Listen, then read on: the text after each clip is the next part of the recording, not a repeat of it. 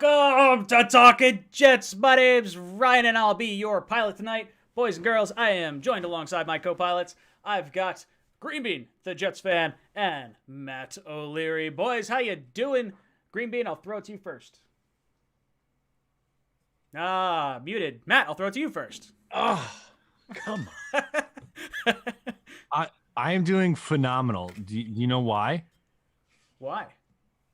I am 4 days, 4 days away from meeting Green Bean. I cannot wait to do that. It's going to be the best. It's going to be the best. It's like, in the movies where there's like the songs playing, they run up each other and embrace. I expect nothing less. Yeah, man. It's got to happen, something like that. We have to figure out how to run toward each other in slow motion. You gotta have like the rain just like hitting your flowing beard. Exactly. I'll have somebody with somebody with like a plant water bucket, running with me, flying over you. Oh, jeez. It's gonna be great. We're really sorry you can't come, Ryan. Truly. I know. I'm so bummed. I was like all sorts of ready for like to go hang out, and then I have 2 outings on that day, and then I have a job fair that I have all hiring managers have to attend. So I'm like, I'm stuck doing that. And I'm like, my staff is like pretty well dialed in too. Like I'm not really looking on for much staff, but the higher ups get mad if there's no representative there. So unfortunately, it is. It is what it is, But we'll figure something. Green Bean, you gotta let me know when we're. Yeah.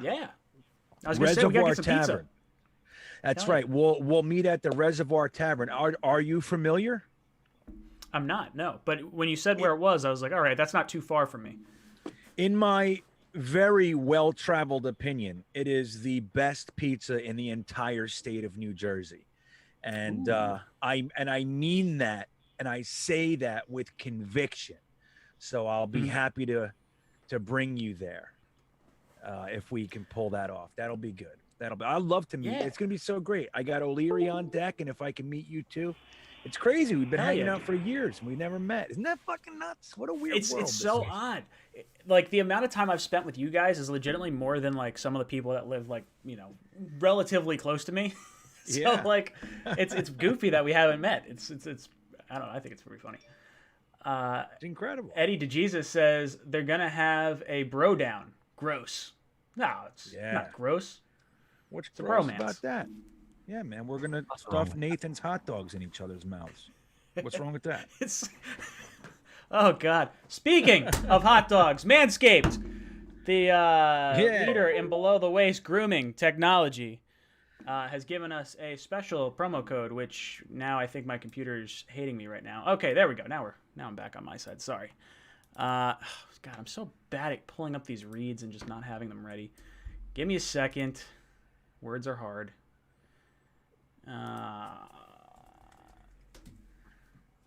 This is horrible. I can't believe they chose me to do this stuff. Like what? Like who is this jamoke trying to like read stuff? All right. You need a script? Yeah, I'm trying to pull it up. I think I got it. I got it right here. I got it. We're good. All right. Oh, dang, that's the NFL draft one. Oh well. Okay. Well, we're doing the NFL draft one today. NFL draft season is upon us. It's possible you might have Trevor Lawrence's haircut in your pants. That's why our partners at Manscaped, the leaders in below-the-waist grooming technology, have partnered with us to make sure you don't gamble on shaving your balls the same way you gamble on football. For all my draft geeks out there, we have an exclusive 20% off promo code JetsTalk for 20% off and free shipping at manscaped.com. Speaking of which, now we can finally talk about like the other thing they gave us. They gave us the lawnmower 4.0. Dangerous. Wireless charging. Phenomenal. Am I allowed to plug something right now? Absolutely, plug away. I am doing a giveaway on a lawnmower 4.0. So it's very easy to get entered. All you have to do is subscribe to the Just Jets Clips channel that I just made. And on the video where I am talking, it was the roast most recent video. It's not anymore. The Zach Wilson expectations video. You just have to comment done under the pinned comment. So subscribe, done. That's it. And you're entered to win. Ooh, I like it. Boys and girls, if you want to get entered to win a Lawnmower 4.0, make sure you do that over at Matt's channel. Can you post the link to your channel in the live chat, and then I'll pin it there, and then we can push people over to that. Becca goes, Becca approves of the Manscaped A+. So, just so you guys know. Yeah, we can talk wedding's about coming it all up. day long. But when she, you know what I mean? She's proof positive. That's just it. There's all these different plugs that I could be butchering, and then all you have to do is get the female in there, and she's just like, nope, it's perfect, absolutely perfect. Dude, you want to hear something funny? Yes. I used the flashlight to find something behind my bed of the man. It worked. Oh, I get it. And apparently I was looking through some of like the little pamphlet. There's like an airplane mode, so that way it doesn't sound like you have a vibrator in your travel bag when you accidentally knock it around at the airport. I had that happen one time. That's good. I did. Right. It's like, I was like, what the fuck's going on in there? I was like, the first thing that's what that thinking. is. You know what they're thinking is in there. Yeah, they're like, oh, we're gonna embarrass this guy. Like, this dude's got all sorts of dirty stuff in this luggage. He's got a 12-inch super dong in there. Just the King Kong dong. Oh, jeez. Let's see. Vinay says, search up Barrow, Alaska, and decide would you rather live there or in Colombia. I don't know what that means. Barrow, Alaska. Yeah. Barrow, Alaska. Let's see. I'll give it a quick Google. Where is it? What do you say? Alaska. Barrow. Yeah. I don't know what it is. Wheelbarrow, Alaska. I typed that in. I got all sorts of like UTQIAGVIK. The hell's that? Where are you sending us? Sending us to Russia? Let's see. Yeah, let me click on images. It looks awful. This is the first picture on Google. Is this? What is it? Let me see. Wait. What? Yeah. If we have anyone from, there's no way we have anyone watching from Barrow, Alaska. Like, it doesn't even look like they have internet there. Let me tell you something, though. Everybody that's there is there by choice, so it's probably real sweet. Bunch of fucking criminals hiding and stuff. You know what I mean? Have you ever seen Ice Road? Or no, it's not Ice Road Truckers. What the heck's the name of the? There's like Alaskan State Troopers. Whew. Some crazy stuff they deal with up there. They got something in the water up there, I think. That's what it is. Well, listen, just it's official. Barrow, Alaska changes its name back to its original. You know what it is? That's what he said. Vinay just said they renamed it to Utqiagvik. Yeah. UTQIAGVIK. Utqiagvik. Vinny says he has to live there every year? What? Are you actually living there right now, Vinny? Blink What's going on? Being held against your will there. Yeah, if you are not meant to be there and they're holding you in like some, what is it, Buffalo Bill style pit and telling you to rub lotion on the skin, let us know. John drops in the super chat, says, I got my lawnmower. Pumped for the season to start. Let's go Jets. Can't wait. John, there you go. Nuts. See, trim them nuts. Oh, yeah. Gotta watch those green beans. Gotta watch out for the green beans. That's right. Yeah, see, this is the name. Look at that friggin' name. Utqiagvik. Insane. Matt, I need you to, Matt, you're the voice of region. I'm Say usually the guy. Utqiagvik? There's a G in there, though. I don't know. Yeah, the G is really, it throws you off. It's like pterodactyl, the P silent, kind of. Like, I don't know. I'm going to try to look for a phonetic spelling. I am very interested. Vinny says it's actually pretty nice. It's just the weather. The weather's year-round. You can't get rid of the weather. Although I hear Alaska's really nice in like the sun. Where is... Oh, now I got to see where this place is. Like apparently it's pronounced Utqiagvik. Utqiagvik. All right. It's not that bad. That is not how I would pronounce Utqiagvik, or how I would say it. not pronounce. What's the word I'm looking for? Spell Yukon. So where is this? I'm zooming out on Alaska. Jesus Christ! Look, it's the most northern spot in Alaska. It's like the. Oh wow! It's above Russia. Like I don't know if there's any. There's like an island above it. Like if you follow it west, and that's like it. How do you find the Jets, let alone us? Yeah, dude. This is actually genuinely fascinating. This was going to be Jets talk. Dude. Now it's just like geography talk. Yudkovic talk 24/7. Yudkovic 20. Better than nuts talk 24/7, I guess.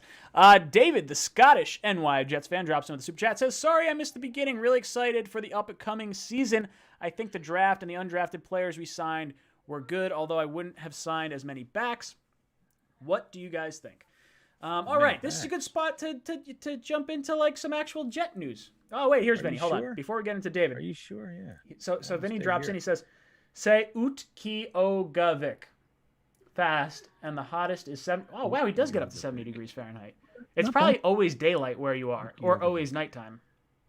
Probably depending on the time of year. I would go through like during the dark periods. That's got to be bad on the mental health, man. I couldn't deal with that. I could deal with it. I've been through enough dark periods in this Jets fanhood that like, it's nighttime all the time. Like, I could figure it out. It'd be like Tuesday. No, that's crazy. That's all. Yeah.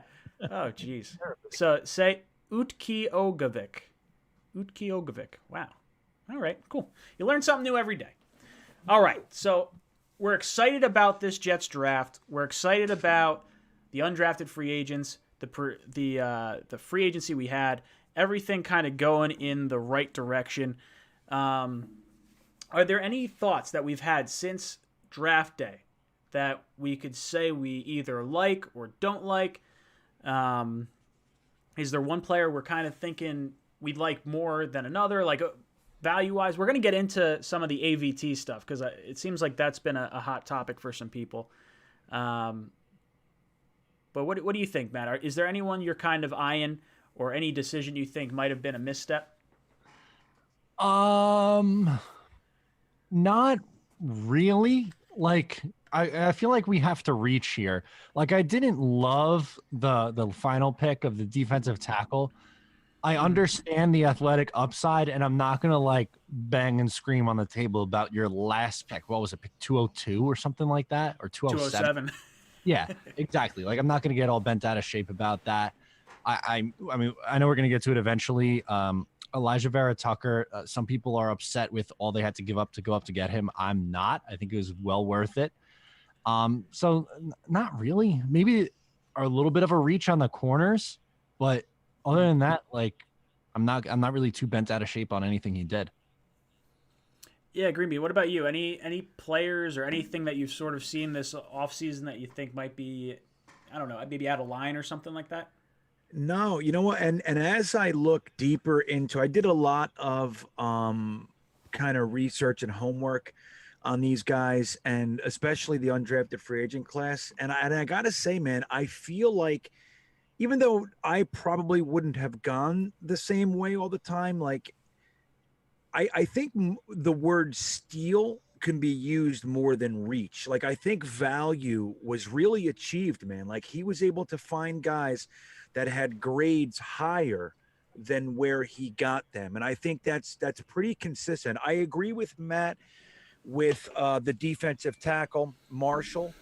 But even looking into him, he's like this crazy athletic guy that, like, all he's there to do is put guys like Kyle Phillips, Nathan Shepard, and all those guys on notice. It's like, look, dude, we're bringing in young guys at every position. We're creating competition at every position. And just because you've been here for 3 years, it doesn't mean anything. You know, you were like, Kyle Phillips was an undrafted free agent and did really well. His rookie year didn't do much last year. And it's like, look, we're going to upgrade everywhere, you know? So even though I wouldn't necessarily have done that, Marshall probably should have gone maybe a touch earlier or even right there, but he was like more of those guys, Nasruddin, even Eccles and Michael Carter II, like they were supposed to they were graded out a little bit higher than where Joe Douglas got them. So I don't think he reached for anything quite frankly. An argument could be made we paid too much for AVT, but other than that, no, I don't. I think steal and value is the words I would use. That's a great point. I think value is a really important thing here because I just released my draft grade video after like a week and a half after the draft, but I wanted to get it out there. And I had the first 4 picks. I had like A+, A, and then I dropped into a lot of C's. And it's not that I necessarily dislike the player, but I think, I don't want to have to rely on this player to be a starter. Like the cornerback picks, I think I had all of them as like C's, which is not to say bad at all. And I had Nasir al-Din as an A. But I think as you get later in the draft, like overall, I graded the draft as an A-, and then with undrafted free agency, it was an A+. So the C's get weighted differently than like the initial higher picks, I guess.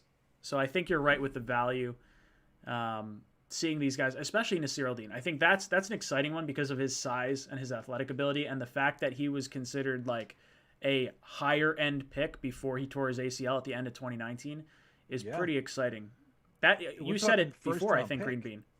Yeah, I was gonna say, I think you said it before. This was like a Bryce Hall of this year. Mm-hmm. Yeah, dude, he had 14 sacks and 22 and a half tackles for a loss to go with like 2 forced fumbles, a pick. 62 tackles. Like the guy was every bit on a first round trajectory. If he didn't tear his ACL and he came out in 2019, he would have been talked about in the first round. And like, even with that injury, he was being talked about for the 3rd round based on his talent. And we got him in the 5th, man. Or was it? Yeah, we got him in the 5th, right? Mm-hmm. Yeah. I think he's a steal. He's the perfect kind of guy. Like, think about if, Jared Davis, CJ Mosley, and this guy running around with Jamie and Sherwood instead of fucking Neville Hewitt and Harvey Lange. You know what I mean? Yeah, I'm excited to see this whole team, like from top to bottom, from coaching staff to free agents. Like Lawson, Corey Davis, and like AVT are probably like and Elijah Moore and Michael Carter. Man, there's just so many. I can't I keep going down the list. I'm like, oh man, I'm so excited. Lawson's probably the one I'm most excited to see because I think edge rush is something we just haven't seen in so long. Lawson and Curry, right? Pass rush, man. Yes. I can't wait to see a pass rush. I can't wait to see a 4-man front, dude. We have not had we had a 4-man front for 2 years under Herm or 3 years under Herm, and then he was messing around. Other than that, we've been in the 3-4 for like over 25 years. It's crazy, dude. I love the 4-3. I know that's like, love it. I do too. That's a little nerdy, but a lot of people have been on the 3-4 bandwagon, especially like the Jets have always, pretty much in my lifetime since watching, been on the 3-4. But I'm obsessed with the 4-3 defense. Dude, I love it. And like, what's interesting? When I was younger, the Jets were known as a 4-3. Our sack exchange was 4-3. Then the next iteration, when we had the Dennis Byrd, Jeff Lageman, Marvin Washington Jets, they were a 4-3. And we had these really mean pass rushes. But the New York Giants were a 3-4. And they had linebackers like Lawrence Taylor and Carl Banks and Gary Reasons and all these other guys. And it was so incredibly effective. And, with the pass rushing outside linebackers. And you almost envied that 3-4. And when Parcells came and switched us to a 3-4, it was exciting. It was like, oh, this is going to be great. But now that it's been so long, it's like, man, let's go back to Jets football. Let's get 4 mean, snarling animals up there on the line and have them own it and just ruin their day. And then every now and then you send the linebacker in there. And then when their 5 guys can't even handle our 4 and linebackers run in free. I can't fucking wait. You just got me. I'm ready to run through a wall right now. I know, that's how I feel. I'll punch somebody. See, I think the 3-4 for me feels like it was such. I don't want to say archaic, but it feels very much old NFL with like the running backs, and you need more weight on the field for those linebackers to come up and get the running backs. With the 4-3, you get the edge rushers pin their ears back, and now maybe like I think we'll see more 4-2 or 4-2-5. I think we'll see a lot of that. I think we'll see 4-3. I think we are going to play a lot faster than we have in the past. Like it felt like we were kind of sluggish, like sort of stuck in like Windows 95, just pinwheeling and like what is it, the hourglass flipping up and down. That's what I saw. Scott jumps in with super chat, says Gary V said when he buys the Jets he gets the 7th round pick. Now I'm convinced the Johnsons selected Marshall. That's like the Rex Ryan era days where he's like, I get 1 pick. I want the Terminator, John Connor. Well, that's not the Terminator. Like, it's like, what the hell? The Johnsons would have picked, another running back or something. They don't know. All right, maybe so let's do this. Let's defensive tackle. That's all they know. Right? Who knows? That's just it. They've taken so many D tackles over the last 15 years. All right, so thoughts on minicamp. Rookie minicamp has been going on. We have learned that Zach Wilson most likely is going to use or wear number two. And when asked about it, he's just like, I just kind of like it. It was like the biggest little kid answer you could possibly have. I loved it. I think it's also cool that he was picked 2nd. Number 2 kind of gives him a little chip on his shoulder with like, oh, you passed over me. I think anyone with a chip on their shoulder is good. And then I love everything that I'm seeing out of him. These little, I know that's, gym shorts and whatnot. You're not seeing everything fully, decked out. But man, some of those throws, I'm like, I don't know if Sam could have made that throw. And then it's just beautiful. That release is so fast. That's the thing. Like, it's very hard for me to get excited about minicamp. Like, I should rephrase. My gut is to get super excited, but my brain is telling me, like, calm it down. Like, it's rookie minicamp. Like, this is set up for success. But then I see, like, Elijah Moore running a crisp route, and I'm like, oh, I can't wait. Yes, give me 50 receptions over the middle to Elijah Moore. And then Zach Wilson just has a lightning release on a throw, and it's like, oh my God, I can't wait to see him throw for the 30 touchdowns this year or whatever. It's like, okay, Matt, we need to pump the brakes a little bit. They're playing against each other in shorts right now. Green Bee, what are your thoughts on minicamp so far? Well, it's funny because it's the same thing. But you know what I like to see is just like them talking to each other. Like there was a few little clips of like, their little huddle. It was Zach Wilson, Elijah Moore, Michael Carter with his huge monstrous thighs, and then Kenny Yeboah was in there. And it's just, I don't know, I like them all leaning down and talking. Like, that's the stuff. Like, for me, rookie minicamp is awesome because just a week and a half before, these guys were scattered all over the football landscape. And now, for the first time, they're all Jets.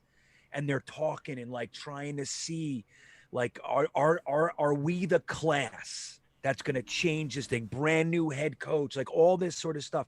So that, to me, just like Matt said, it's like they're in shorts. Yes, the passes look good and all that, and you like it. But for me, it's just them being together and kind of seeing Salah with his hand on somebody's shoulder, pointing at something. You know what I mean? Like, that's the stuff. I love the beginning of relationship. And that's what I think is most important with this stuff. Well, it's really cool. You have Zach Wilson reaching out to all the guys and saying he wants to get everyone together for, like, not mandatory, but he wants to, like, get everyone together to go over the playbook and start building some camaraderie. And that's just what you want to see out of a young rookie quarterback, like really starting to take the reins. Leadership has been a big key. Communication, as Ed Stewart says in the chat, absolutely huge. I think my favorite thing that I saw from minicamp so far was like when Robert Saleh was talking. He's just like, yeah, we got done with practice. I walked over, took my spot behind the huddle, and I just waited for coach to speak. And he's like, oh, wait, that's me. I was like, I love this guy. The energy is just so totally different with him than with, like, the wet blanket that was Gase. I love it. So, well, it's funny, and I talked about this a little bit in a recent vid, but it's like as much as we liked Rex's intensity, like, and I think it was real and it was, it was contagious and all that sort of stuff. There's a difference between Rex and Salah because Rex was creating a character, right? Like, even though he was very good defense and all that sort of stuff, when we started to lose, you saw that he was still stuck in his character. He had to keep that same thing going because it was created. So he created this character of himself and he couldn't leave it. Salah is just as effective with motivation and all that sort of stuff, but he's genuine about it. That saying, could you imagine Adam Gase or Todd Bowles saying, "Oh yeah, I forgot I was the head coach"? They could never say that because they're so insecure. They would never want anybody to think that they did anything wrong or whatever. It was always trying to prop themselves up, as opposed to Saleh, who openly said, "Yeah, man, I was so used to not being. I was waiting for the head coach to speak, and oh shit, that's me." And it's like, that's so endearing when somebody can admit that. And I'm sure he does the same thing if he makes a mistake. He's the kind of guy that'll own it. And that goes a long way, man. It goes a long way. And the word is authentic. And authenticity is not something you come by every day when you reach these plateaus, these levels of, like media exposure and, head coaches in the NFL. It's usually more bluster and bullshit than it is genuine authenticity. Right? Yeah, I would say, just like you said, I would say confidence and like authenticity is so big with this regime, because you had Gase last year just throwing guys under the bus. Oh, it wasn't the play calls. It was guys running the wrong routes, guys just not seeing someone open. It's like, fuck, dude, like say something nice about the team. Like when you're a leader, you kind of, even if it's not your fault, you kind of like take blame for it and sort of shield your other guys. And we never saw that out of Gase. And it's not that, like, I don't know, the head coach doesn't have to blame for everything, but I think authenticity, like Green Bean said, where it's like, hey, look, you're human. Like, show you're human. Yeah. I think that's fun. Matt, what do you think about the Saleh not knowing that he was the head coach? So blown out of proportion. Just absolutely ridiculous. Like, we can't have any fun. Like, it was just him, like an honest moment where he's like, oh shit, like I'm not the defensive coordinator anymore, I'm the head coach. And then everyone just had poked their fun on Twitter and Instagram. It's like, can we calm down, please? It's not that serious. Not everything has to be an LOL Jets thing. So I'm reading a thing right here. Well, Eddie DeJesus says there's over 300 people watching, and we only got 98 likes. So that is baloney. Here's what we'll do. We'll do every 50 likes, just like we did for the live stream. Every 50 likes, we'll do a qualifier for a live stream, for a shirt giveaway at the end of the stream. I see Jeremy in the chat. He said he got his Wall Street Wilson shirt. I'm excited. All right, let's have Nightbot pick some random winners, which is probably going to be Joe S again, and like the same people that wind up popping up. If it is, I will adjust. I gotta figure this out. I don't have enough time to like figure out why Nightbot is a jerk. Dude, I got in all kinds of trouble Rusty Spooner. What happened? Nightbot was, I had to go in midstream and check what Nightbot's was. It was banning, it was timing out people and all that because they used capitals, capital letters. I'm like, what? Everybody's yelling, what mod is banning me? Everybody's pissed. Yeah. So I had to stop the stream midway and go look in. I'm like, oh yeah, that's me. That's a Nightbot. Sorry. Sorry, guys. Don't use capital letters. Bad. Or a lot of bananas all at once. Right. All right. So, exactly. So for every 50 likes we get on this video, we'll pick another qualifier. Right now we got Rusty Spooner and Grant Rude. I know you guys can get us over 10 more, so I'll get that queued up once we get 10 more. Yeah, see? Rusty Spooner. It's like such a dirty sounding name. It's like a mix between I just think like Rusty Trombone, which is disgusting. Yeah. Probably shouldn't be saying that on air. Oh, jeez. Oh, it's my show. Ban me. No, don't ban me, please. John Post says, John Post says he got my, John Post says, I got my Wall Street Wilson t-shirt. Thanks for having fat guy sizes. John Post, it's okay. We had, story time. Okay, so get this. I'm working at the golf course, and I'm sitting in the office, and the guy that's working the pro shop counter has this guy come in, and it's the bagpiper that comes in all the time at the one course we work at. And every night at like 5 o'clock, he plays the bagpipes, and he's kind of a pain in the butt at times, but he always says like he needs a double XL. So we've gotten in the habit of calling, a single chub or a double chub for like XL and double XL. And so he wears a double chub. And this, when we make tea times, you have to get an email address. And I guess one of the directors at one point, like he's a real character, he put in the guy's profile, doublechub@fat.com. So the pro shop attendant's like, oh, would you like me to send you an email confirmation for like, your tea time that you just made with me? And I'm sitting in the office and I'm like in tears. I'm like about to like fall over laughing because I know exactly what's about to happen. I've seen it before. And he goes, oh, is your email doublechub@fat.com? And the guy loses it. Like, just lose it. And I'm just like on the floor laughing hysterically. I was like, I can't believe that kid just read that entire thing out loud. It was like a Ron Burgundy moment. Oh, it was so good. It was so good.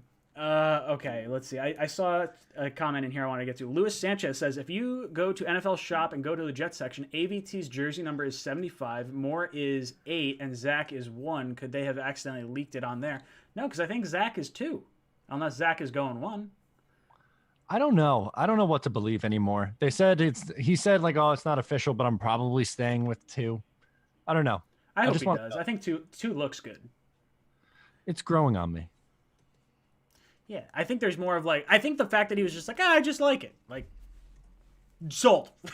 I like that. I also kind of like seeing like all the different, like, you could tell the videos, not videos, but like the artwork things that were made on like Instagram and stuff that have him in like the 1 jersey. And it's like, he's not wearing 1 right now. That's true. Got to re-Photoshop. Gotta fix it.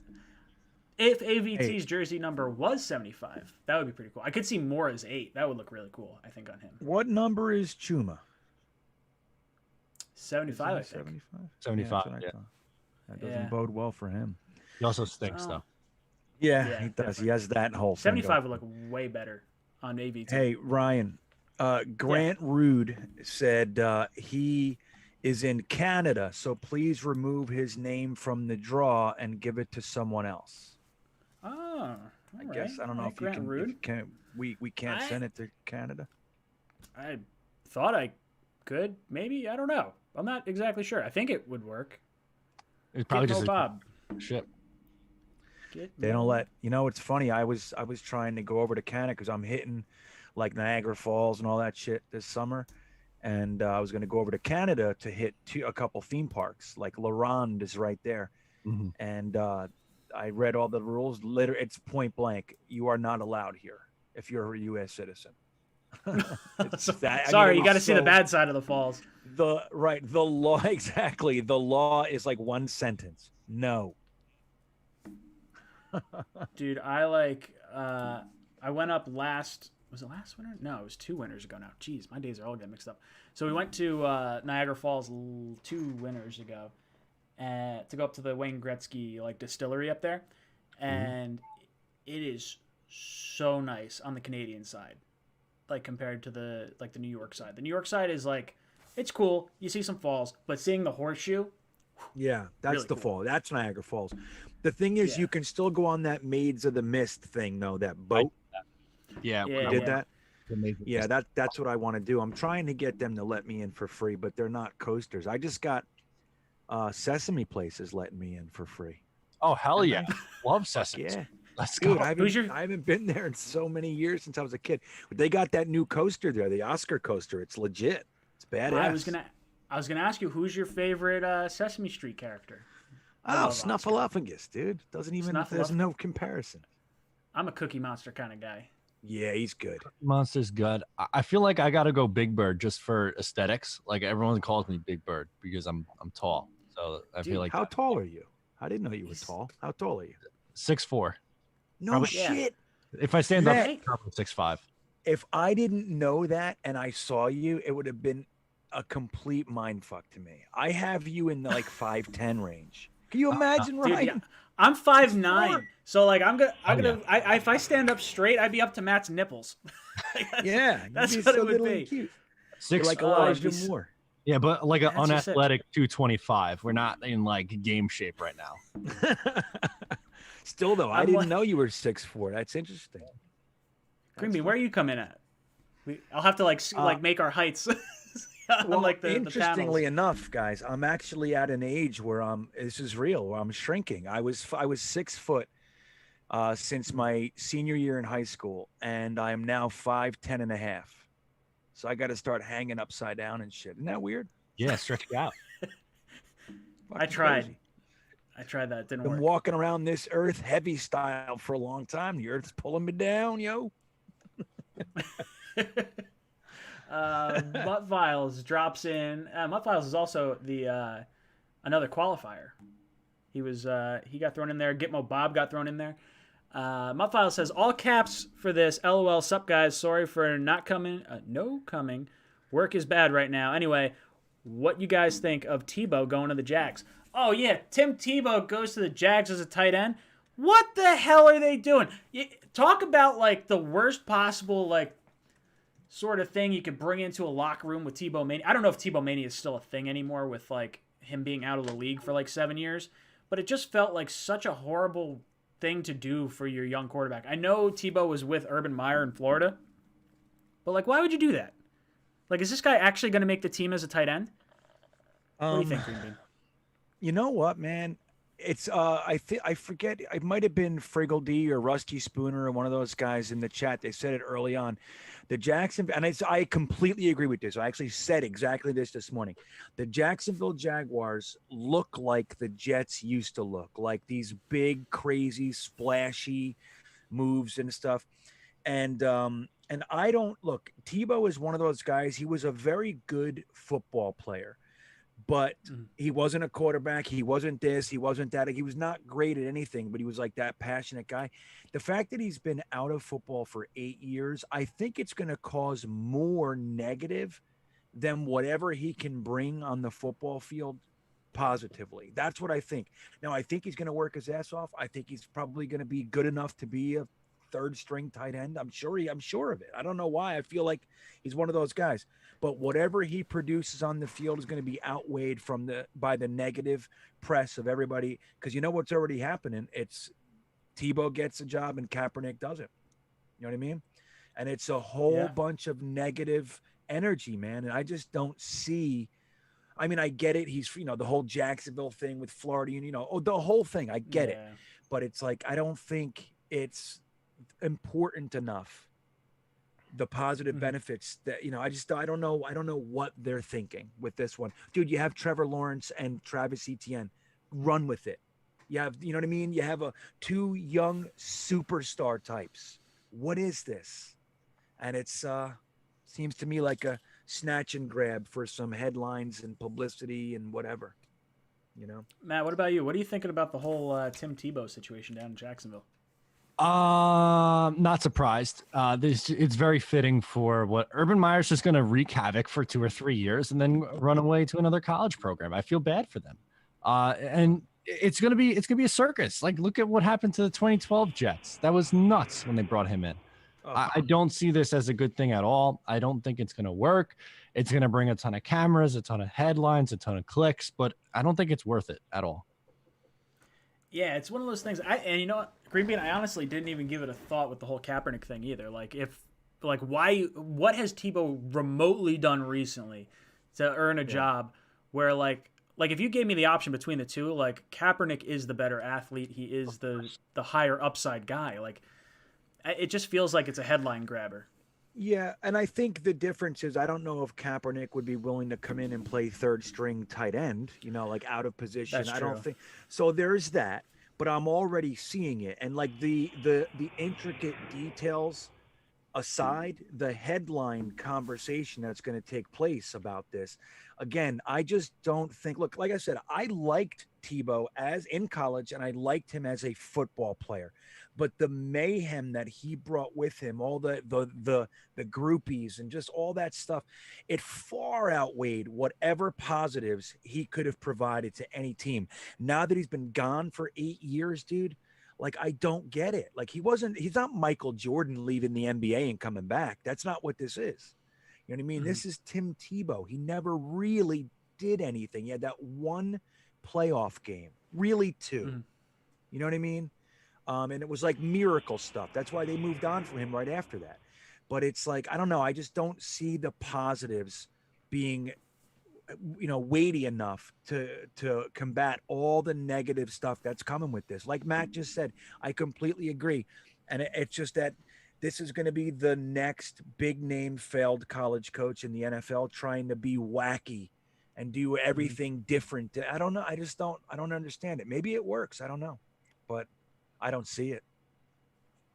I love this whole like ridiculous atmosphere that's going on with Jacksonville. They can take all the headlines they want. Keep your headlines off of Zach Wilson right now. Let him have his growth, and you know what? It'll all work out in the end. I think the Jets are in a good spot.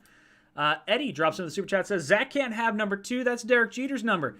It's all right. He can have number 2. What better player to model your future off of in the New York market than Derek Jeter? He is hands down. He's the captain. That's like, is there anyone else in New York like?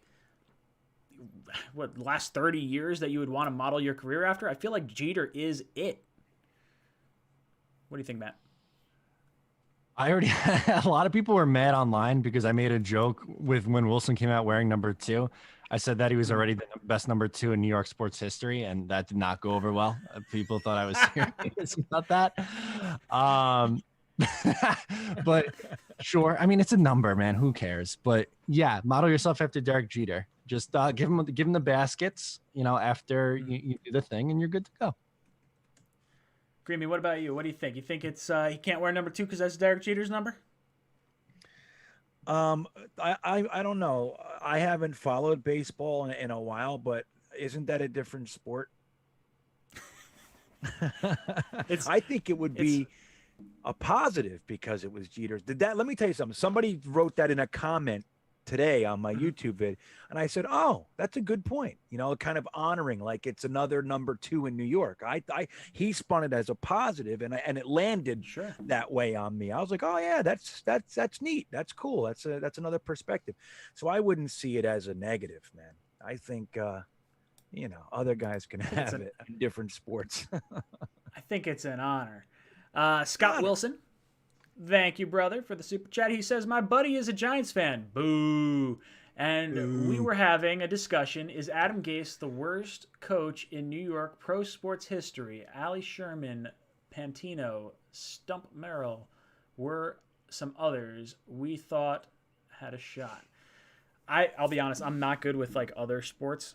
I would say Gase, based on what happened and the amount of assets we put into Sam Darnold and the hope we had going into like year 2 with Sam and how everything just completely fell apart. D-Mac says McAdoo was a disaster. McAdoo was bad. I don't think he's as bad as Gase though. Mm-hmm.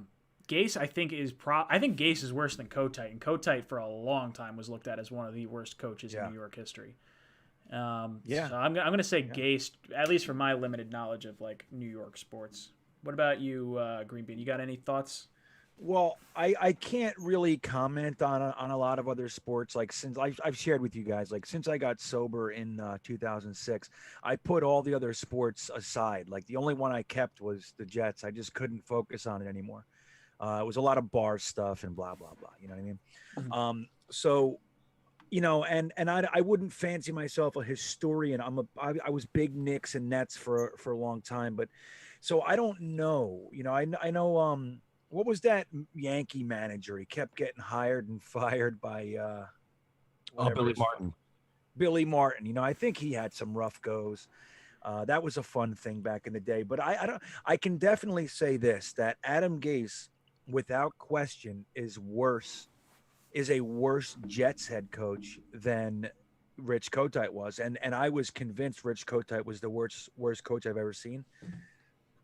Adam Gase's teams were dead and lifeless. Kotite's teams, I mean, we were called by many people the best 1-in-15 team in the NFL up to that point, because we had some really good players. We had Keyshawn Johnson and Adrian Morrell and Jeff Graham. We had some legit dudes, and we tried. Like we were losing games, like at the end, like fourth quarter, like we couldn't keep up, kind of a thing. But they were competitive. They were out there fighting. And there were a few games that we were very close to winning. Adam Gase's teams were dead. Like within the first series, you were like, oh my God, this is over. You know what I mean? I'd never had that feeling before. And that was for an entire year. And the first half of 2019 was the same way. I was like, what is this? So I never saw a coach sit alone on the fucking bench mid-game in my life. I just don't get it. So, yeah. Yeah, Gase is the worst. Matt, what do you think? Gase the worst head coach in NFL or in New York history? It's tough. The only one that really is coming to mind, I know you guys aren't really hockey guys, but Mike Milbury was the Islanders coach in the 90s, and then he did more damage as a general manager. But so I don't know if that's like a cop-out thing, but he started as a head coach and then strong-armed his way into the general manager. He kind of like Adam Gase and kind of got himself into the GM chair, except he stayed a lot longer. He was with the organization for like 12 years or something like that. So I think he probably did more damage than Adam Gase did. But that's tough. That's really the only competitor that comes to my mind. Right. And yeah, you're good at, like, you know a lot more than I do these days in New York sports. I'm like not touched. I'm not in touch anymore. So Matt would be the guy, I think. Yeah, Milbury's my I think Milbury's the one for me.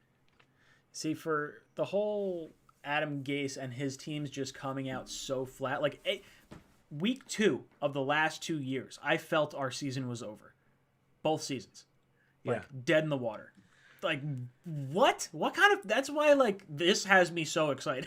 Like, the whole Adam Gase era has just been sucked. So bad, dude.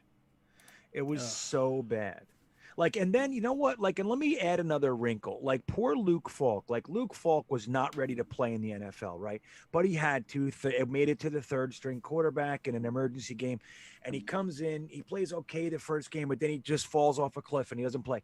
And then we cut him after that. Like, that's the kind of guy when you get the other quarterbacks to play, you still keep them.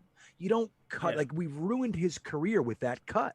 It's like he was so bad we couldn't even keep him on the team. Like, what is that? And that to me is ugly, man. And I don't like it. I know Joe Douglas is technically responsible, but I fancy that a Gase move to try to get, to get players he wants or whatever it is. And I don't know. I think that's another really negative aspect of the Gase years. I didn't like what they did to Luke Falk. Yeah, I liked what Douglas kind of did this past year with some of the players, like Williamson to the Steelers, McClendon to the Bucks, letting go of Bell, even though financially it didn't really make a whole lot of sense for the Jets to do that. It probably made more sense for us to hold on to him the rest of the year and then cut him after the season. Yeah. I think he sort of watched out. I don't want to say watched out for players' best interests, but I think it's not necessarily a detriment. I don't know. Screw Adam Gase. Jeremy comes in with a super chat. Says Trevor Lawrence called ETN and said, "Uh-oh," in reference to the Tim Tebow signing down in Jacksonville. Jeremy, I believe, thinks I still live at home with my parents. I think I saw a comment in there at some point. I don't live at home with my parents, Jeremy. I live in my own house. I bought my own house back in February. Yeah. Ryan, can I say something? Yeah, sure. You just said the word "essentially," and I just want to commend you for that. That's fucking incredible. Really? Did I say it, or do you think you just heard that I said? No. You said "essentially."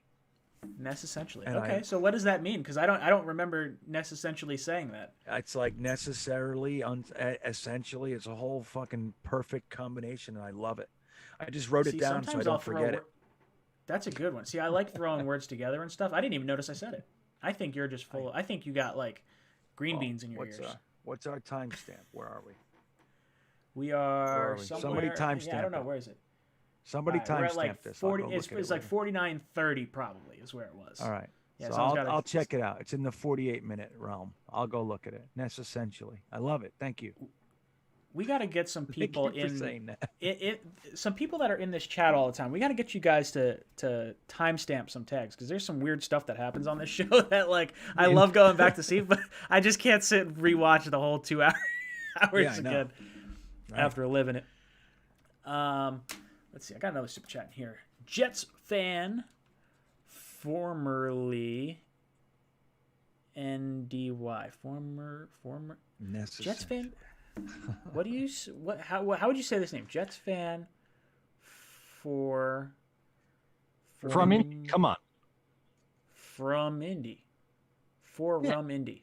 Jets fan from I read it right the first time. Indianapolis. See, when I saw it pop up initially, I was like, "Oh yeah, it's from Indy." Like that makes sense. And then I just like totally butchered this. I'm sorry, dude.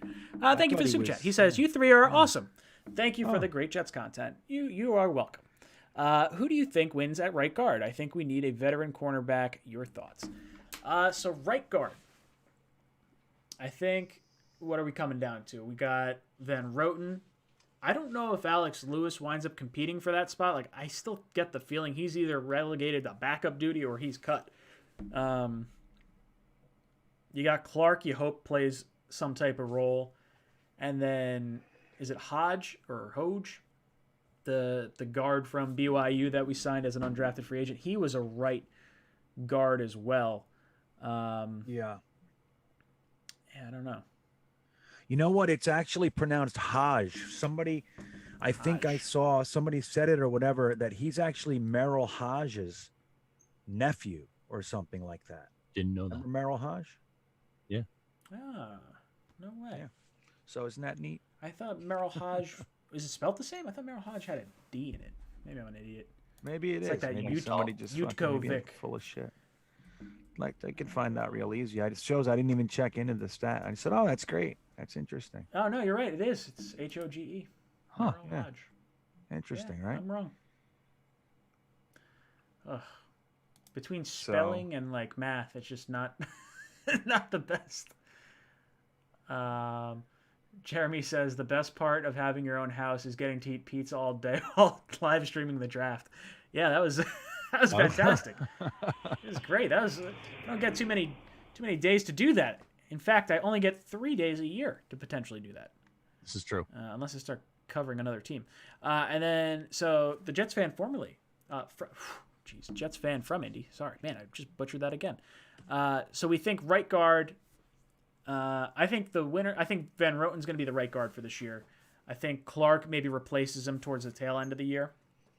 And then we look for a more solid solution next offseason, I think. Matt, what do you think? I think it's going to be Van Roten at right guard. I think I'm rooting for Cam Clark. I just don't. Didn't dress for any games last year at all, so it's very hard for me to say, "Hey, you're going to go from not dressing any of the 16 games to you are now a starter." I mean, it's surely possible.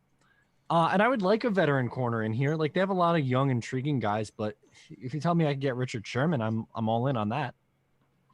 Yeah, I kind of get the feeling that Sherman's like not coming here. I think we probably would have seen it unless like it like gets towards training camp and everyone's got their roster rounded out and they're like, "Yo, Sherman, like we got $7 million over here. Like, just do it." I don't know. I have a hard time seeing him actually coming in at this point. Now, Greenby, what do you think about the veteran cornerback situation?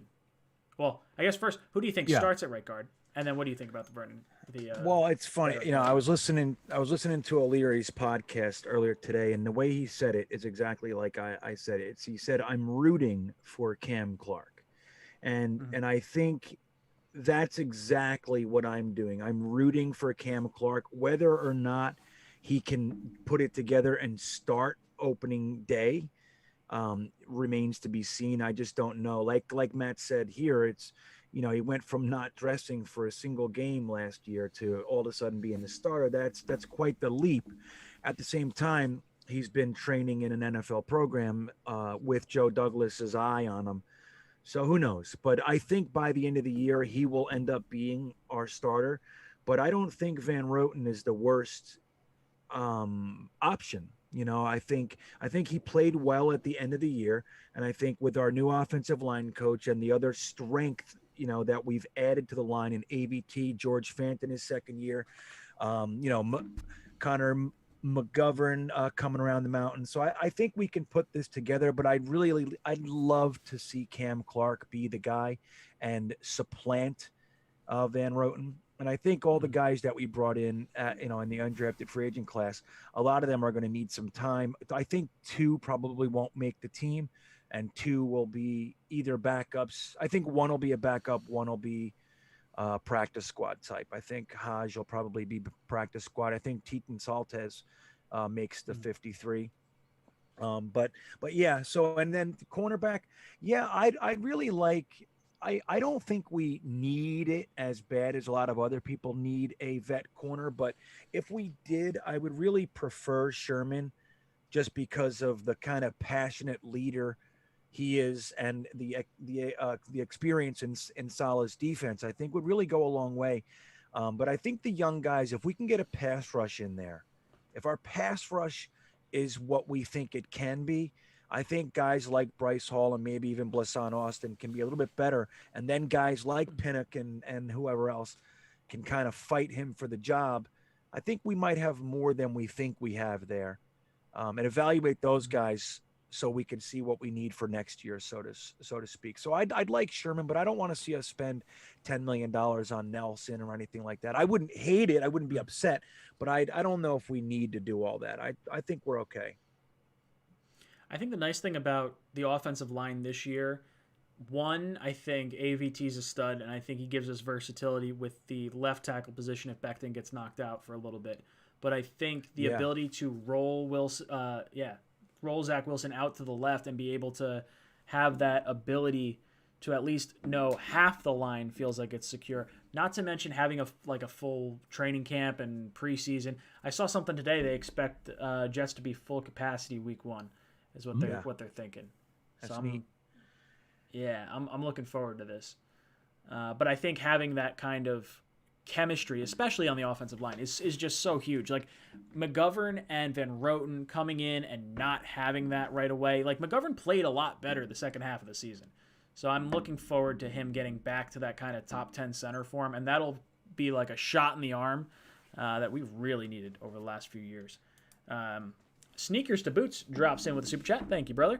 Says, schedule release tomorrow, boys. Anyway, games you guys plan attending with sports opening back up. I got one each year, and it's between Denver or Carolina. Ooh, okay. So let me pull up. I got to pull up what the Jets schedule is going to be, or like the teams. Jets 2021 schedule, because I don't know which games are home. I know we play the AFC South and NFC South, but I don't actually know.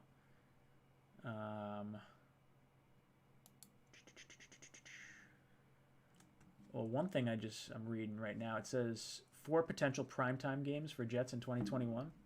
Is that actually accurate? Well, I guess we don't know until tomorrow. What are the teams? There used to be like a home team. Oh, 2021 opponents. On the New York Jets site. That would be... all right. So home games this year. We're obviously going to have our main 3 in the division, Buffalo, Miami, New England. We're going to have Jacksonville at home, Tennessee at home, New Orleans, Tampa Bay, Cincinnati, Philadelphia. Any away games. That's what Sneakers to Boots is asking. Okay. Well, I would say I'm probably not going to any away games. I'll say that off the bat. The only one I tend to possibly go to is Miami because I have family down in Florida. But it's kind of tough wearing a Jet jersey in a division rival stadium. I would say if there's one home game I'm looking to go to, I think a Jacksonville Thursday night game would be a lot of fun. I think division games aside, because Philadelphia doesn't really excite me. Cincinnati doesn't really excite me. Tampa Bay, Brady can go kick rocks. I do like New Orleans, but Breeze isn't there anymore. I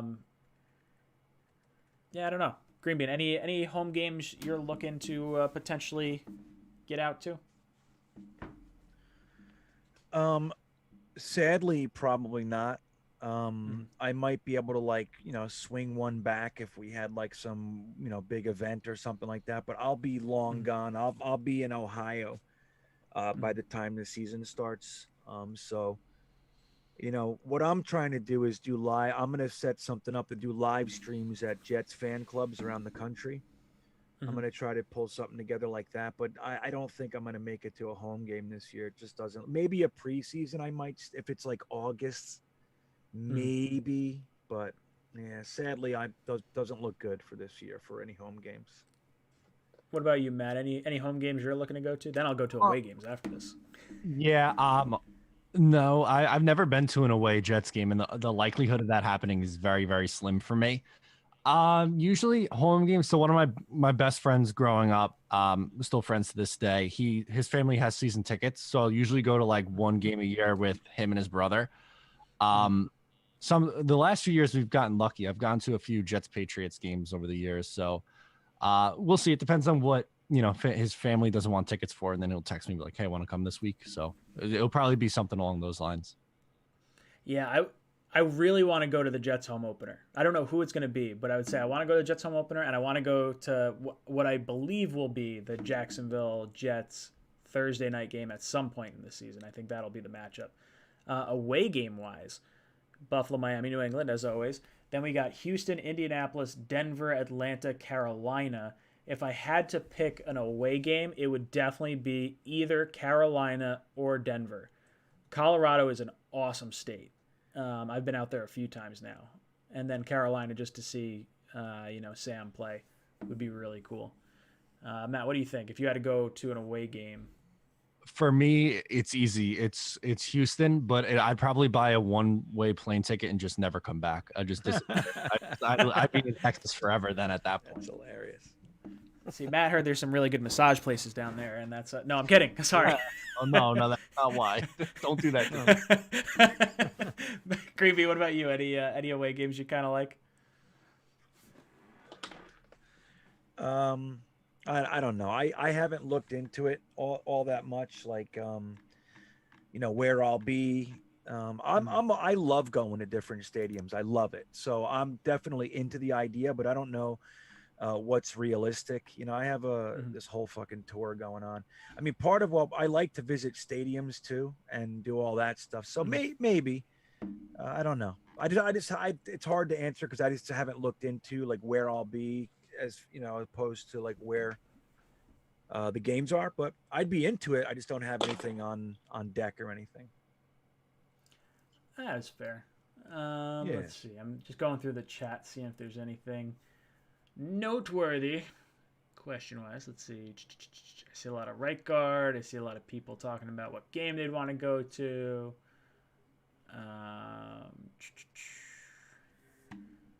Let's see. Man, I should have really tried queuing this up. I'm so out of practice from this. Kieran says Becton, AVT, McGovern, Van Roten, Fant. Is that good enough to protect our BYU boy? I think so. I think you can scheme him open or him protected a little bit easier when you have one side of the line figured out. And I think with Becton, AVT, McGovern, I think that's a strong left side. You can run to that side. You can roll out to that side. I think we'll see a lot of that. So I'm really happy with the way this line's looking right now. What about you guys? Matt, you think this is the starting O-line?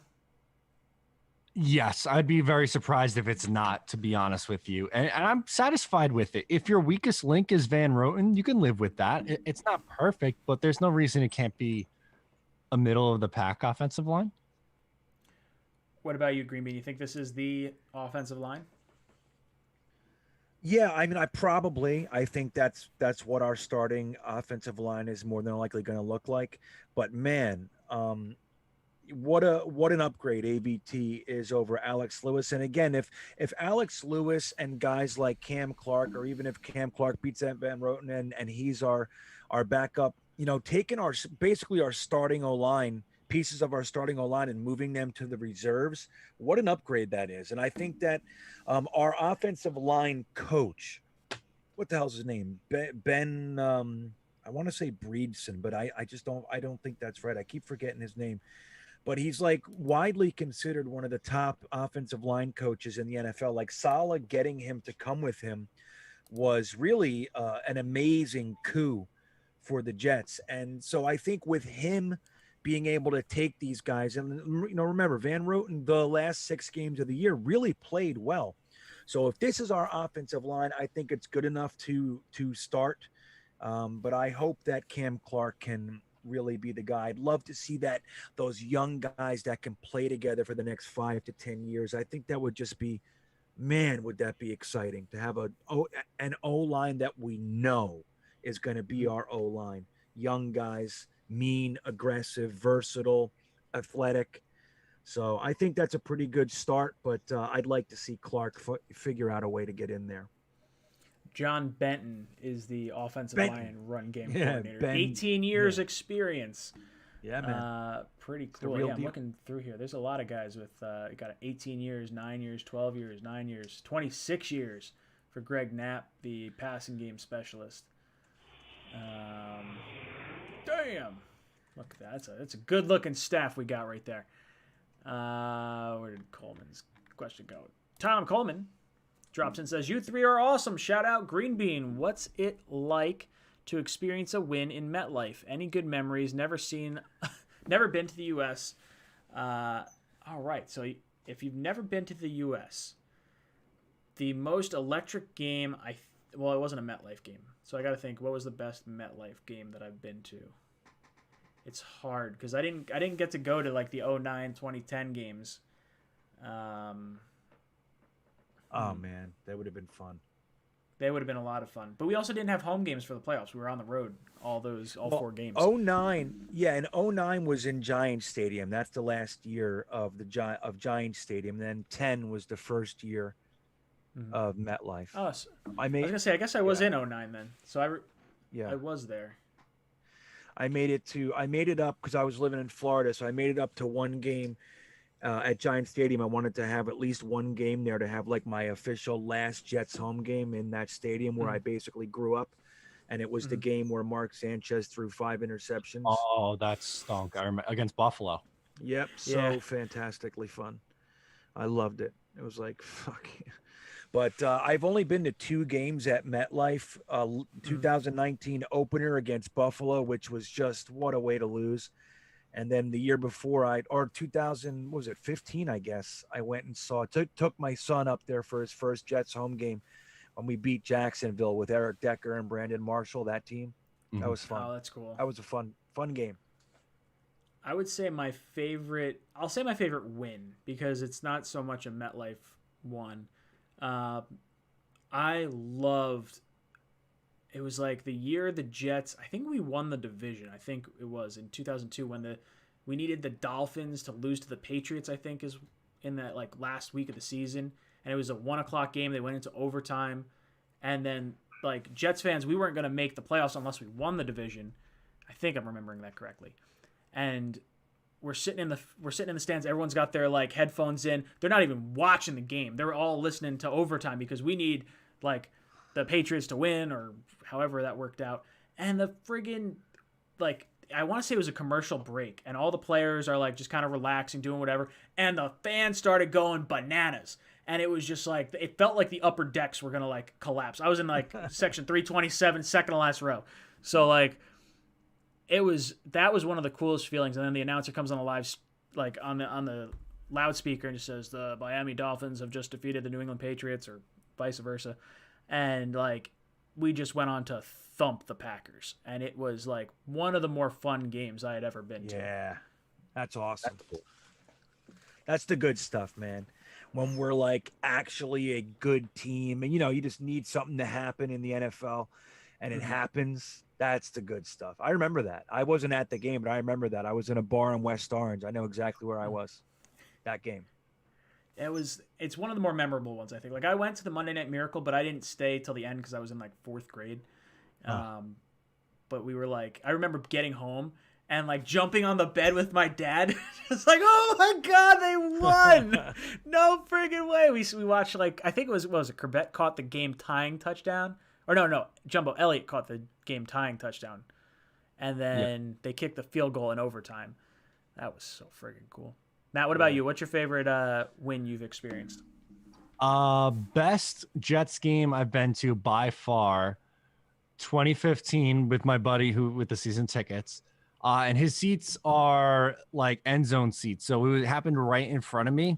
The Eric Decker touchdown against the Patriots in week 16. I thought for sure we were going to the playoffs, and the stadium went bananas. That was by far the best Jets experience. Oh, and then 1 week later. Yeah. Oh. Different world. How does Chris Ivory get the ball 6 times on a windy day in Buffalo? Can someone explain that to me? Yeah. That crushed us. Yeah. That's when you look at coaching and you say, you know what I mean? It's like, what are you doing? Yeah. It's incredible, man. That game was awesome. I remember being in my buddy's basement and we're watching. I was like, oh, you know what? Like, I have hope.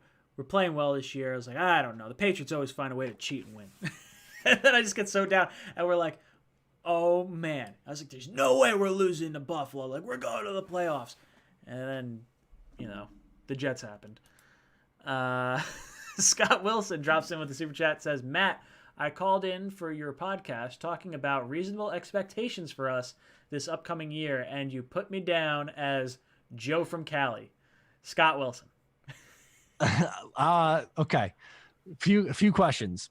One, was it this week? Because if it was this week, I'm gonna play a card. I usually don't do this. I was deathly sick on Sunday. Not really sick. My allergies was so bad my eyes could barely stay open. It was atrocious. So I was probably just trying to get through it. If it wasn't, I'm going to also put blame not on myself, but on Google Voice, because sometimes like the transcriptions aren't accurate. And like sometimes I get a little lazy and don't listen all the way through, and I'll just type like, oh, it looks like this person's name. And then I'm like, oh, okay, that's who that is. And I don't double check it. So hand up. My bad, Scott. Did I answer the question? I guess I did if I put up the wrong thing. My bad. I would say so. Scott Wilson is Joe from Cali. It's close. It's like, Scott, are you from Cali at least? Maybe? Maybe not. Something. Find out. We got something to hang our hat on here. I don't know. I'd like to go back and find the call. Maybe it's just a complete meltdown on my part. That would have been good. Yeah, it happens. RJ drops in with a super chat, says, Fant will be our Jumbo Elliott 2.0 once we get our right tackle. Yeah, Fant played tight end for a little bit. Yeah, he did. Let's get him playing out there. He's got touchdown catches under his belt. We've reached over 200 likes. Every 50 likes we get, we're going to add another qualifier to our T-shirt giveaway. So Nightbot, do your thing. Pick us someone. I think Gitmo got picked twice. So that's Scott Wilson. How interesting. Hey. How did that work out? I don't understand, but that's pretty cool. Scott Wilson, you qualified for our T-shirt giveaway. That's pretty interesting how that worked out. That could not have worked out better. Scott Joe Campone says the fake spike game. Whoop. Yeah, that was terrible. That was a terrible number. That's why he has a California number. So I can't get any blame for that. Come on. That can't be on me. Hey, there it is. Clearly not. How do I add someone? Oh, RJ, I want to know this too. How do you add someone in the chat? Like, my name highlights bright orange on my end. Does it only show up for that person? Like, can you see my name bright orange when people at me, or is it like... No, just from yourself? Like, I see all right. bright red or whatever when someone adds me. Oh, that's pretty cool. See, that's something interesting. I didn't know that. I was so confused. I was like, man, I want to keep adding people and like get their attention, but they probably don't see it because I don't see it. Whatever. How do I add someone? You hit at. Well, no, I get that, but I thought there was a way to get the orange name to pop up. But like, I see. J. Cole says my mother's nipples are orange. That's gross. All right. That's nasty. Jordan Victor, thank you for the super chat. He says, what are the best Jets bars in New Jersey or Manhattan? I don't know the answer to that, to be honest. I would say one of the better times I've had, God, I don't even remember what it is. I went down to Hoboken to watch a Jet game one time, and that was a lot of fun. It was right on the water, too. What the heck was the name of that bar? If someone says it in the chat, I'll know exactly which one it is. But, yeah, I don't know. I don't know any, like, stomping grounds for Jet fans as far as, like, Jet bars go. I thought about trying to do that. Like, oh, maybe I'll go to a bar and, like, you know, just try to get a bunch of Jet fans to go there and, like, just take over the bar and get some big JETS chants. Because those are always fun. And then you have all the energy of the stadium without paying, like, the price for the ticket and all the parking. Yeah, see, I never found a Jets bar either because I drank so much, and this is way before Uber, and I was more into that. So I just went to my local bar, like right in my town. I just got hammered, you know. But once I moved to Florida, that's when I started getting into Jets fan clubs and stuff because I needed people to hang out with. So See, the that South Florida Jets fans club is awesome. That's what I was going to say. I went to one in Florida because my parents moved down there, and we were like, oh, there's a fan club down here. We went there to whatever bar it was at, and it was awesome. They treated us like family. Like, I'd never met these people like a day in my life, and they had all these appetizers and everything, and they're like, oh, here, do this. We're doing a raffle. I got this going on. I was like, man, that is really freaking cool. You guys are so hospitable. What about you, Matt? Any good bars? So I'm very superstitious and I like to watch the games at my house usually, so I don't go out like very often, a very handful of times. So I've only watched games out at two places. One is like a nice place to watch sporting events, which is Mulcahy's in Wantagh on Long Island.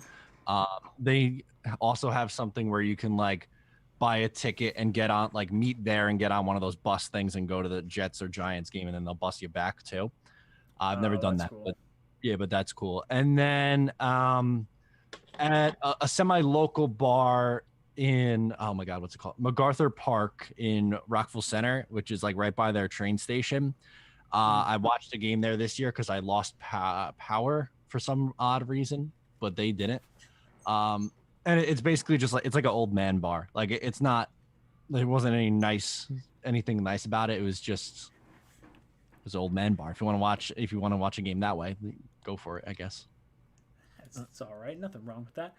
Frank drops in. He says, the Jags are making some weird personnel decisions. ETN in round 1, bringing in Tebow for no reason. The ETN pick in round 1 made absolutely no sense for me whatsoever because they had, is it Robinson that just had like 1,000-yard season? Why would you draft a running back in the first round? Like, I get that it's like a comfort thing with Trevor Lawrence, but like that, there's no way that like you should have been going that direction, I don't think. And then the Tebow thing makes no damn sense. Any comments on that, Green Bean? Between Tebow and ETN? Yeah, I mean, we kind of touched on it earlier, but I agree. It's just I think it's weird, and this is a smaller market, and they're, in my opinion, they're trying to grab headlines, and I think it's a mistake. Like I think grabbing Trevor Lawrence, and while I agree with you guys that I think ETM was also a poor decision.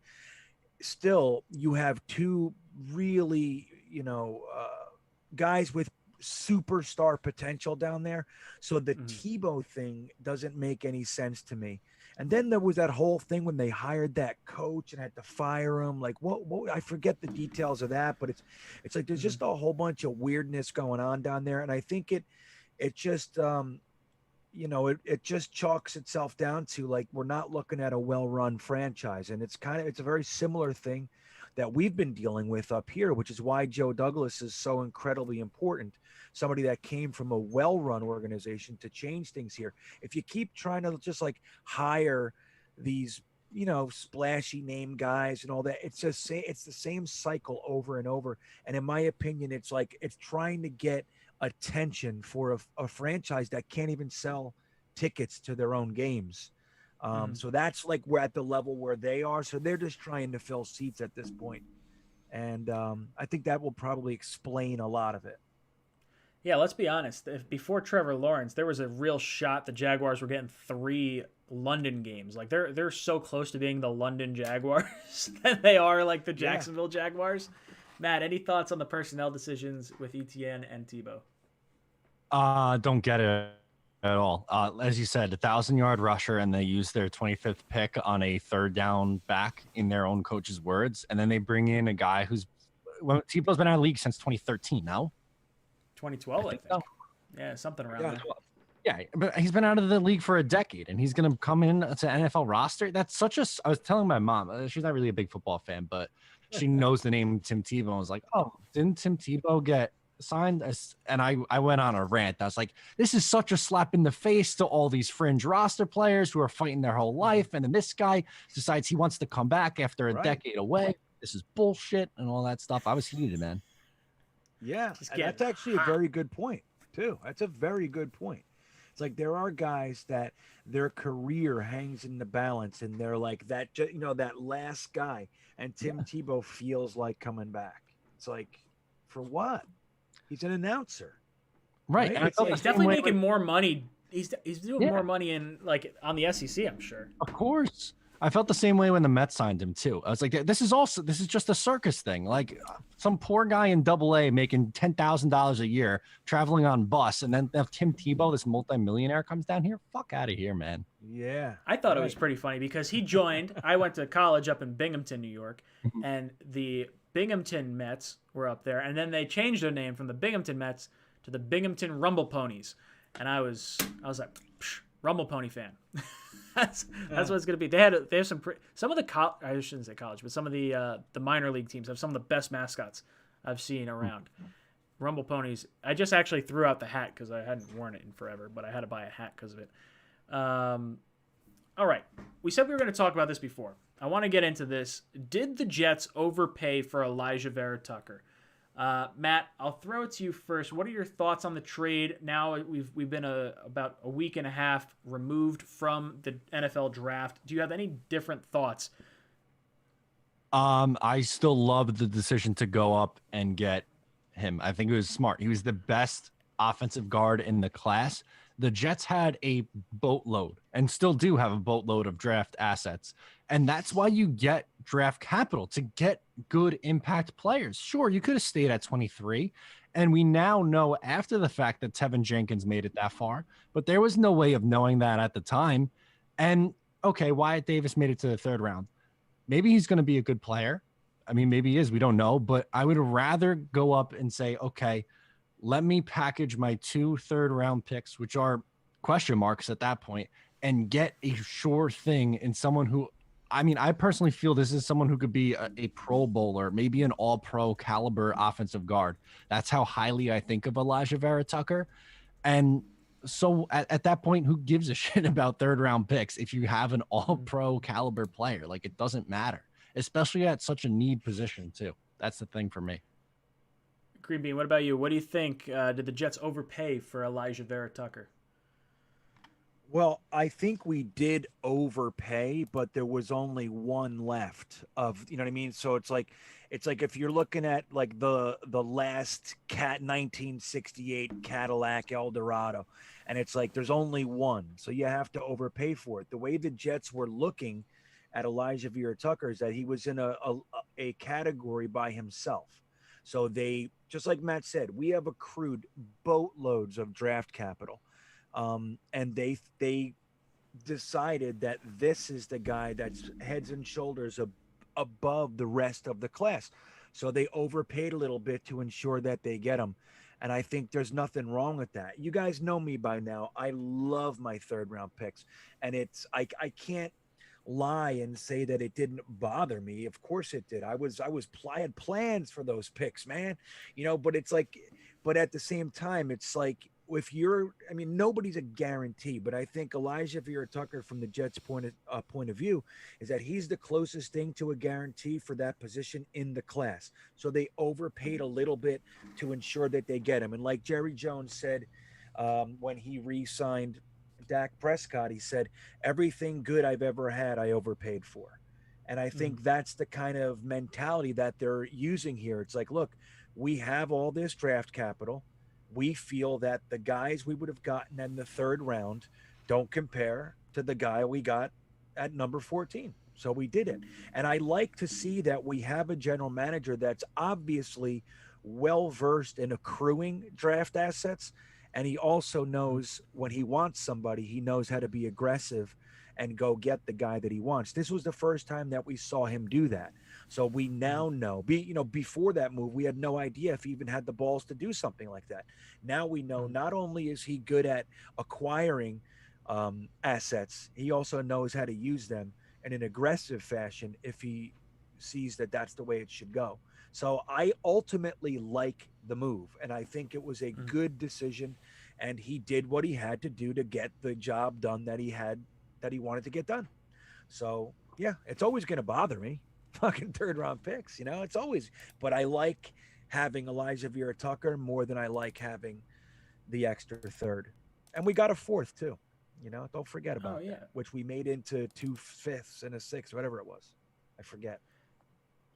So let's see, I think I have the trade pulled up right here. So I did the points on what it would be. So the Minnesota received 1,180 points. The Jets received 1,134 points. So basically, we probably should have gotten one more fourth-round pick back.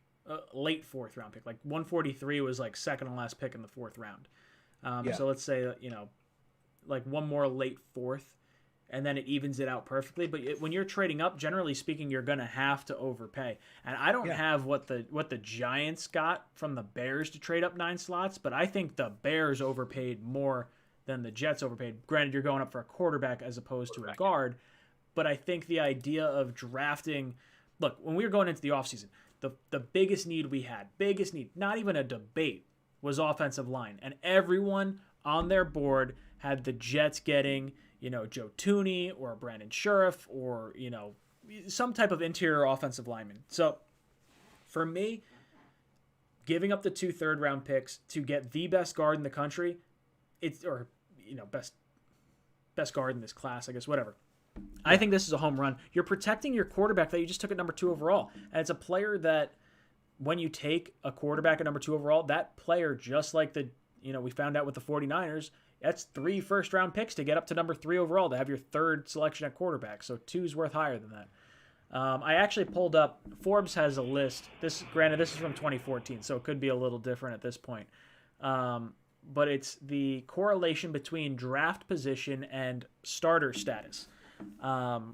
So back in 2014, they looked at 595 players that were designated as starters, and the results revealed the following. So 30%, or 29.9% of all starters in that year were taken in the first round. Not, over the course it could have been like guys from different draft classes or whatever. Second round picks comprised 17.5% of the league. Third round picks comprised 12.6% of players. So I don't know. If you're giving up 2 12.6% chances that you get a starter to get a 30% chance at a starter.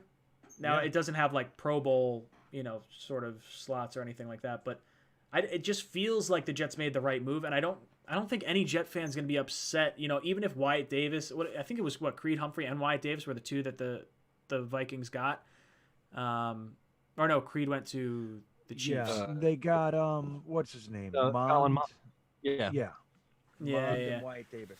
So the whole thing is like, just like you guys were talking about, we were the ones initiating the trade. So when you're the one initiating the trade, you have to motivate the team to accept the trade.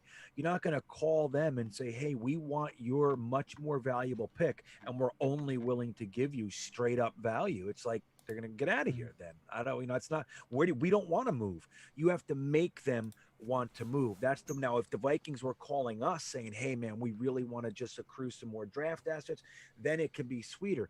But just like you said, Ryan, that extra 4th round pick worth of value is what we gave up for the right to go up there and get our guy.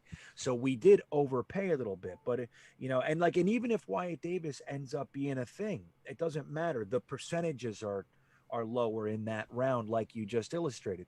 We went up and got on our board, and remember, they said they had a top 10 grade on him, so he was one of the 10 best players in the entire draft, sitting there at 14. They decided that it's much more valuable to go up there and get that guy to protect their brand new shiny, gift wrapped quarterback than wait until a pick 66 or whatever it is, to get the next best guy. They wanted him. And I think it shows that our GM has the ability to be decisive. And quite frankly, I like it. And I like the player, and I can't wait to see him. I can't wait. Next to Becton. Oh. So after the first and second round, so it's I'll go through like the starters from that year, because it's interesting to see what happened. So 29.9% of all starters were in the first round, 17.5 were second round, third round picks comprised 12.6% of rosters, 10.8% were fourth round, 6.4 fifth round, 4.9 sixth round, 4.2 seventh round. Watch the undrafted 13.6. So you have there's a higher likelihood of getting a starter in undrafted free agency than there is in the third round, at least according to this chart. Well, and the reason for that is there's a lot more undrafted free agents than the 32 or whatever. Correct. But still, it says something, man, that you can find guys back there. You know what I mean? Sure. I thought that was the most interesting stat when I saw that. I was like, wow, really? That many? Yeah. That's where Kenny Yeboah and what's his name? Rashid. Dude, those guys are making the team. I think so. And that corner they gave all that money to, I think he'll make the team. Oh, done. Right. Yeah, man, Scott it's exciting. Our undrafted free agent class is good, dude. This is a good free agent class, in my opinion. Scott Wilson drops in with a super chat. Says the Patriots still need a first baseman to pick all of Cam's one bouncers. Maybe they get Albert Pujols. Oh, geez, that's fantastic. Wait, what? He's saying Cam Newton's going to skip balls off the ground, so he needs a first baseman to catch them all. That's funny. That's good, great. Scott. I love those kind of. Those are the best kind of super chats. I don't read these things before they come in, so I just I Ron Burgundy it as it happens, which is probably not a good thing to say, but that's the truth of it.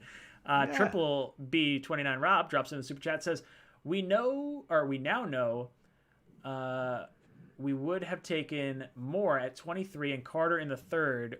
We got an extra fourth where we got those guys. It really only cost a 1 and a 3, maybe a 4 to get AV2.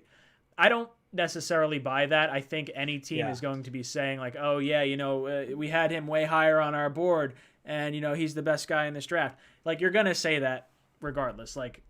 Michael Carter, we had him, we would have taken him with the 66th pick, or right. AVT, we didn't think we were going to get him. Moore, we were going to get you with the 23rd. To me, I don't buy this at all. I think it's just a lot of GM speak. The only guy that you can prove it is when we trade up to grab a guy. You know what I mean? Mm-hmm. Then it's proven. But no matter, I guarantee you ask the Dolphins if Jalen Waddle was the guy they were targeting when they made all those moves, that's exactly what they're going to say. And damn well that is not the truth. Nope.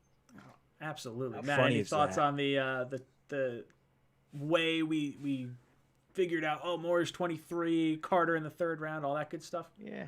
I don't know. I think some of that could be coach speak. We are excited about those guys. I don't know if they would have went Carter Carter with 66 or 86, because I think they probably would have taken him. I think they said 66. I don't buy that. 86 maybe, but at 66 I would have been very, very surprised if that was the pick. Yeah, I'm right. It's and just like you were about to say, Matt, and I agree. It doesn't mean they're not excited about these guys. Yeah. Whatever spin they've associated to it to make it look a certain way, like every team is doing. That's all what it is. But they do like these guys. Our top 4 is impressive. That's an impressive top 4. And it's what on my podcast, I actually called Elijah Moore the second overall pick. It just came out of my mouth like that. And I was like, yeah, I like right. That's what he is, the fucking first round pick. But it's we have some legit guys. Those guys were highly rated by everyone, and we got them, man. They're here, and that doesn't happen for us all the time. We're excited. Richard Delgado drops in a super chat, says, if Tebow can come back in the NFL, then the Jets can go 15-2. Basically, Tebow mania is running wild. Richard, I hate to inform you. Oh, wait, no, math. Oh, God, I hate this. He is right. Oh, God. Yeah. I'm there's 18 weeks of the season. What are you doing? Damn it. I hate math. I did this earlier, too. Dude, 15-2. I don't know. I approve of this. He's right. I think so. We're going 17-0 until week 2. And then, maybe we might go. Maybe we win week 1. I don't know. Maybe. We're undefeated until we're not, and then we're only going to lose 1 game until we're not, and then that's how I always look at it. I like it. I like what you've done here. Mutt Viles drops in, says, NFL media logic. Jets pay 2 third-rounders to go up and draft the best guard in the draft, overpaid. The Bears trade a first, a fourth, and a fifth to get a quarterback who will be a bust by year 3. Nope, that's fair. Like, come on. I don't know if I'll call Fields a bust. I really like him going to Chicago. I think that was one of the better spots he could have landed. Now, I will say this. The one thing that he does have potentially an issue with is I don't know how long Nagy's going to be there if Fields doesn't work out in a quicker fashion. But maybe that's more on Fields anyway. But I would imagine they would be looking to clean house. I don't know. What do you think, Matt? What are your thoughts on the whole trade up with the Bears with Giants and our trade up? I think all 4 teams involved in those 2 trades won. And the reason for that is because the Jets went up and they got Elijah Vera Tucker, which is all we all thought the Jets needed him. Everyone thought, whether you had him as quarterback 2 or 3, Justin Fields is a top 5 pick. And the fact that he was there at 11 and the Bears were able to move up and get him with Andy Dalton and Nick Foles as their quarterback room, like they went from no hope at quarterback to, oh my God, we have hope here. So I love it for all parties involved, because then the teams that move back, they still lucked out because, well, maybe not the Giants. They probably were hoping Devonta Smith would have been. I don't love the Kadarius Toney pick for them, but still moving back and getting that first for next year, even there. And the Vikings clearly, they still got a tackle what they needed and a couple extra nice picks there in the 3rd round. So I think it's good for all parties involved, honestly. And I like Fields. I think he's going to be good there. Yeah, I think with the Giants, I think they definitely wanted Devonta Smith. Actually, my buddy Dan was talking about it. I guess he saw something that it leaked like, oh, it was well known the Giants wanted Smith. But I would say them trading down. I don't know why the Broncos or the Panthers or one of those teams didn't trade down to try and get a first for next year, because then that puts you in the running for potentially like a Deshaun Watson if everything clears up, or maybe Aaron Rodgers. Who any team that had any sort of possibility. Like, why would you not even take the same exact offer that the Bears gave to the Giants? And where the Giants are in their team building process right now, if Danny Dimes is not their quarterback of the future, they're setting themselves up really well to go make a run at a quarterback next year. So I like that trade down for them, even though, like Matt said, Kadarius Toney, you can be hot and cold on it. I don't know if I would have gone that route. I know a few of my Giant fan friends wanted either the best defensive player or, an offensive lineman at that point. Let's see. Let's jump to Boogie Down Bronx. Boogie Down Bronx has a super chat. It says, that's what you do when you have ammunition in the draft to go get your guy, and we did that. When Idzik was the GM, we had 13 picks, no trade, and look at that draft. Great trade. Yeah, I mean, the whole 13-pick draft, we should have been trading and wheeling and dealing picks to get back into higher parts of different rounds, and we just didn't see it happen. So I like the trade up, even if, we have 2 first-round picks next year, 2 second-round picks next year, and we have the 3rd-round pick. We don't have to trade any of those picks if we don't want to, and we are going to be just fine. We're going to be able to get an edge rusher. We're going to be able to get a corner. We're going to get a right tackle if you need a right tackle or a right guard. You're going to get, I don't know. I think the Jets are going to be just fine with all the picks they have next year. Linebacker, if you want to throw a linebacker out there too. I think there's going to be a lot of opportunities for us to get better in next year's draft. And I think a lot of that played into why we were willing to give up the 2 third-round picks this year.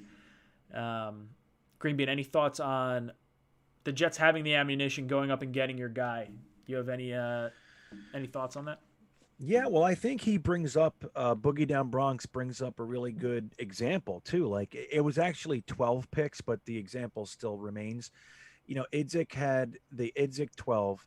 And most of it was on the back end. He got a bunch of comp picks in the 6th and 7th round, and we had all these back end picks, and he decided to take guys that really had very little chance of ever making it in the NFL instead of using that to go up at least once. He could have done it 2 or 3 times, but he didn't do anything. He stayed put, and we saw the results of that. Like, when you take a whole bunch of guys, number one, he doesn't know how to pick players, and he was depending on Rex, but that's a whole other thing. When like we talked about, accruing draft capital is great, It's one of the most important things you can do. Knowing how to use it is the other piece. And a guy like Idzik had zero idea how to do it. Joe Douglas, don't forget, in addition to showing decisiveness and using those picks to get up, he still came out of the draft with 10 picks. Why? Because he used the other picks to start moving down a little bit, and he reacquired some of the capital that he gave up, and that's how we were able to pick guys like Mike Eccles. I think it's Mike Eccles, forgive me. They're still all smearing together, but like Eccles and the tackle, Marshall and everything. So like we were able to get those guys because he not only traded up in this draft, but he also traded back again and got himself some more lottery tickets. So I think I think we did overpay a bit, but that's fine because we got the guy that he wanted more than anybody else in the draft. He came out of this with Zach Wilson and ABT, two of the top guys in the entire class. There's really very little to complain about. Anybody doing that is just looking for the negative. And like, I'm the guy who likes draft picks as much, if not more, than most Jets fans. And I'm telling you, it's a good move from my perspective. All right. So we are at the end of our show. That went quick. Yeah, it's mellow, right? Nice and smooth. Yeah, it wasn't too crazy. All right, God, I wish there was an option to just hide all these tabs that I keep putting up. Michael V. Basso, you qualified to win the shirt. I did pick another qualifier when we got to 250 likes. So you are that qualifier. So let's ask the chat. Hey, Boogie Down Bronx says, hey, Ryan, you missed my super chat. We just had your super chat on the screen, Boogie Down Bronx. What the hell are you talking about? Get the hell out of here. Man, rewind. I just said your name out loud, buddy. Maybe he's like way behind on the live stream or something like that. All right, so we got 5 qualifiers for the shirt giveaway. And we got to pick one of them. So how do we want to do this? Do we want to have the chat pick? I'm going to put random numbers next to these guys. Hopefully I don't... Oh, good. I didn't put the same number twice because I didn't think of that when I started writing the numbers. All right. So let's pick a winner for the shirt giveaway. Okay, you're saying random in the chat says 5011. I don't know how to do random with 5 names. All right. Let's do this. Green Bean, give me a number 1 through 10. 1. Matt, give me a number 1 through 10. 7. Good number. All right, so that's 8. We'll divide it by 2. Oh, wow. Okay. Sorry, I'm trying to make this fair or whatever. Well, Michael V. Basso, you're going to be our winner tonight. Michael V. Basso, number 4.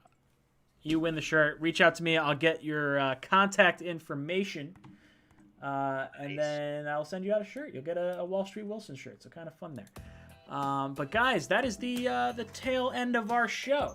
So let's throw it around the panel. Let's get some closing thoughts. Green Bean, any thoughts for our panel? 2 quickies. Number 1, we are having the Jets fan meetup at the Coney Island Cyclone. Both Matt O'Leary and myself will be there, in addition to Sack Exchange from Twitter and Joe the Comic, and a bunch of guys are all coming. It's going to be an absolute blast. Number 2, just so you guys know, around 10:35 or so, I'm going to do a little after show that we've been kind of doing. It's a fun little hang. If you want some more talk, that's what we'll be doing on Green Bean Jets Fan YouTube. I love it. Matt, any last words for our panel? Come hang out with me in Green Bean on Saturday. And if you haven't yet, subscribe to the Just Jets Clips channel so you can win a Lawnmower 4.0. Your balls will literally thank you. I love it. Boys and girls, it's been a lot of fun hanging out with you. Next week will be, I don't want to say our last show for a little bit, but I got to get ready for a wedding. So I got to take at least 2 weeks off after next week. So make sure you tune in and hang out with us for some more Jets content. But boys, my name's Ryan. I've been your pilot. This is Talkin' Jets. Jets.